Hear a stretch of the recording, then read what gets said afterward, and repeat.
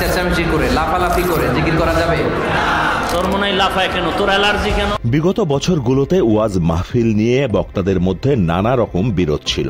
5 বছর আগে কুষ্টিয়ায় এক মাহফিলে আংশিক ইংরেজিতে ওয়াজ করা বক্তাদের সমালোচনা করেন ফয়জুল করিম চরমোনাই। সব গঞ্জাম লাগিয়া যাইতেছে, ফতুয়া দেয়া শুরু করছে জাহেলরা ফতুয়া দেয়া শুরু করছে। জাহেল গন্ডমূর্খ, কিছু ইংলিশ ফিংলিশ পড়িয়া বাংলা টাংলা পড়িয়া বাস ফতুয়া দেয়া শুরু করছে। এবার এসব বিরোধের ইতি টানতে চায় ইসলামী দলগুলো। আমি সম্মানিত আমার মাথার তাজ ওলামাদেরকে জাতীয় ঐক্যের আহ্বান জানাই। আমি আমার সম্মানিত রাজনৈতিক ব্যক্তিবর্গদেরকে জাতীয় ঐক্যের আহ্বান জানাই। আমরা নামাজ কায়েম করতে চাই। জামাত ইসলাম এই কথার উপর একমত আছে না নাই? নামাজ কায়েম হোক, একমত না জামাত ইসলাম? হেফাজত একমত না? ইসলামী আন্দোলন একমত না? তাবলীগের ভাইয়ের একমত না? পীরের মুরিদের একমত না? মাঠে পরস্পর বিরোধী অবস্থান দেখা গেলেও এবার দৃশ্যত এক মঞ্চে বসলেন দেশের প্রধান দুটি ইসলামিক রাজনৈতিক দল, বাংলাদেশ জামায়াতে ইসলামী ও ইসলামী আন্দোলন বাংলাদেশ।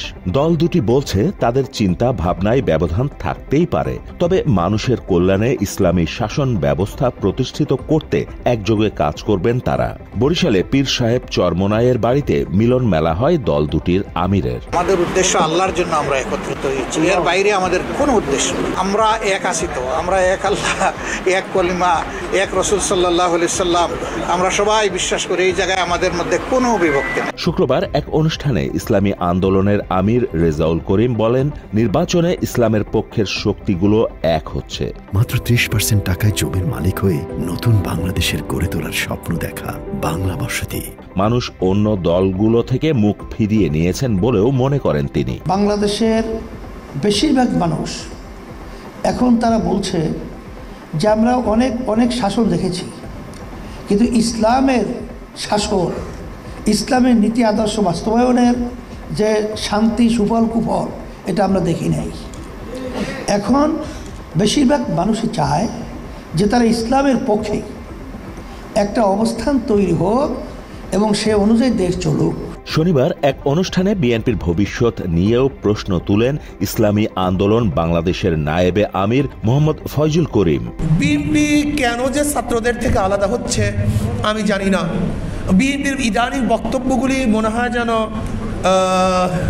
তাদের বক্তব্য আসলে সেই আগের বক্তব্য বর্তমানে বক্তব্যের মধ্যে কোনো মিল নেই।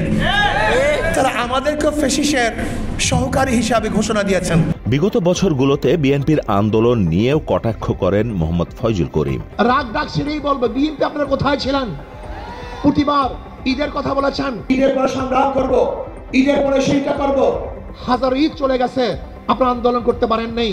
এমন বক্তব্যের এক সপ্তাহ পর সোমবার ইসলামী আন্দোলন বাংলাদেশের আমির সৈয়দ মোহাম্মদ রেজাউল করিমের সঙ্গে বৈঠক করেছেন বিএনপির মহাসচিব মির্জা ফখরুল ইসলাম আলমগীর। রাজধানীর পুরানা পল্টনে ইসলামী আন্দোলন বাংলাদেশের কেন্দ্রীয় কার্যালয়ে দুপুর 12টার দিকে এ বৈঠক শুরু হয়। বৈঠক চলে প্রায় 2 ঘণ্টা। বৈঠক শেষে গণমাধ্যমকে মির্জা ফখরুল জানান, প্রয়োজনীয় সংস্কার শেষে দ্রুত সময়ের মধ্যে নির্বাচন আদায়ের বিষয়ে তাদের সিদ্ধান্ত হয়েছে। ভোটাধিকার সহ সকল মানবাধিকার রক্ষায় জাতীয় ঐক্যমত গড়ে তোলা, ন্যূনতম প্রয়োজনীয় সংস্কার শেষ করে দ্রুত সময়ের মধ্যে সুষ্ঠু গ্রহণযোগ্য নির্বাচনের ব্যবস্থা করা। অন্যদিকে ইসলামী আন্দোলন বাংলাদেশের আমির রেজাউল করিম বলেন, রাজনৈতিক দলগুলোর সঙ্গে আলোচনা চলমান থাকবে। নির্বাচনের বিষয়ে বিএনপির সঙ্গে ঐক্যমত্য হয়েছে বলেও জানান তিনি। সব বিষয়গুলোই জিস্ট আলোচনাটা আপনাদের সামনে আমাদের সম্মানিত বিএনপি মহাসচিব তিনি উপস্থাপন করেছেন, সেটাই আমাদেরও একই কথা। জামায়াতে ইসলামী, বিএনপি ও চরমোনাই বিগত সময়গুলোতে একে অপরের বিরুদ্ধে বক্তব্য দিয়েছে। তাই আগামী নির্বাচনে কে কার সঙ্গে জোট করবে তা বলা কঠিন। একজন চাঁদাবাজি করে পেট করে পালিয়ে গেছে, আর কেউ এসে আবার চাঁদাবাজিতে লেগে যাচ্ছে, সেটা কিন্তু আমরা চাই না। আমরা তো দেখেছি ইসলামী ব্যাংক কিভাবে গ্রাস করে নিল একটি রাজনৈতিক দলের অনুসারীরা। এই জামাত যেখানে যেখানে লাগবে ওখানে ইসলাম ধ্বংস হয়ে যাবে। জামাত লাগছে আলিয়া মাদ্রাসার মধ্যে, আলিয়া দাউদ ইব্রাহিম, বাংলা এডিশন।